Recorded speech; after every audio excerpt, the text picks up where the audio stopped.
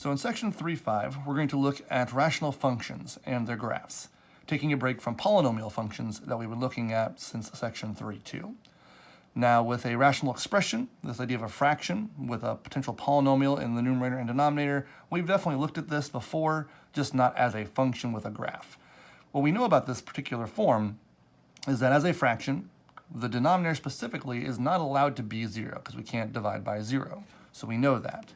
And we refer to that as looking at the domain of the expression. Well, now that expression is just defining a function.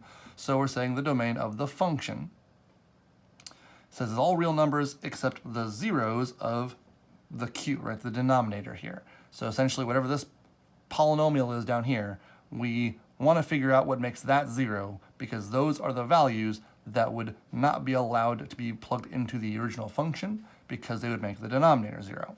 So we've talked about all of that. We've even written it in interval notation, as we'll see on the next page. But what we've never really discussed at all is, in regards to those domains that we've been writing, what does that mean in terms of the picture, right? We've just basically said, here are the x's you can plug in, here are the x's you can't. That's the domain, done. So we're going to take a look at what this graph, what this function actually does as it gets near those zeros of the denominator. Because as we've seen with the domains before, we just write our interval of our domain as going up to a number, stopping just short of it, hopping to the other side, starting just after it, and moving on. And the question is what's going on at that specific number that we know we're not allowed to plug in. So it turns out it's something called an asymptote. And specifically, this first kind we're going to learn about are what we call vertical asymptotes. So at the bottom of the page here, bottom of the screen, you see 4 pictures. And these are essentially the 4 possible behaviors that we have at a vertical asymptote. Now up here, just a summary of some notation. It's a little easier to write this than it is to just keep saying or writing over and over again. We're looking at, for right now, these first 2. The idea of x as it approaches a number, and then this little subscript or superscript plus or minus sign is talking about the direction that you're approaching it from. Because notice here, on an example like these, the question of this vertical line, right, this dotted vertical line, it's not part of our graph, it is the thing we call an asymptote. Now that dark line you see is the graph, and the graph of, say, f. So the idea of this function, as you're drawing it and getting closer to this specific position, this value of a in this case, on our x-axis, our function can do one of several things. Specifically, it can either go upward, right, or it can go down, right, downward. But the question of which side of the graph we're looking at, because we'll find out the function doesn't always have to do the same thing on both sides. So all these 4 pictures here are just kind of showing you what these notations would be the shorthand for. As x approaches a from the right, the function goes to infinity, meaning as you approach a from the positive side, coming from the right, this graph is going upward, and going upward forever. So that's something about this asymptote that's important, is this graph is going to just keep going up and going up at a faster and faster rate. It will never actually hit, touch, or cross this line.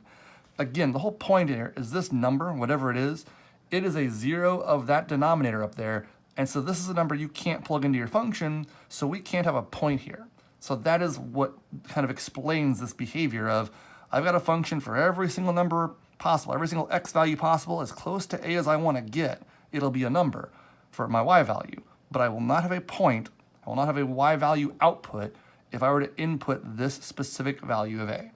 That's what's happening for all of these, is that behavior as you get close to that number that's not in the domain. And so again, these are the 4 possible options. In terms of coming from the right, you could either be going up to this positive infinity, or if I hop over here to this third example, coming from the right, you could end up going down to negative infinity. So notice the same initial notation here, approaching x from the right, or approaching a from the right, but saying the function goes to positive infinity versus negative infinity. That's just that notation way of writing that out. And so these other 2, again, are the other situation of x approaching a from the negative side, from the left. So approaching this a value from the left, as I'm coming from the left side, it's either going up to positive infinity, or for this 4th example, going down to negative infinity. So those two notations there are the first ones we're going to see as we talk about vertical asymptotes. And I won't even use this notation a whole lot. It's just to understand, helps you understand there are two situations. There's approaching any vertical asymptote from both the left and from the right, and then the option of going up or down on either side. And so there at the bottom, just kind of formally stating what we will do to locate the vertical asymptotes. So again, I will highlight here vertical, because there's one other kind we'll see in a moment.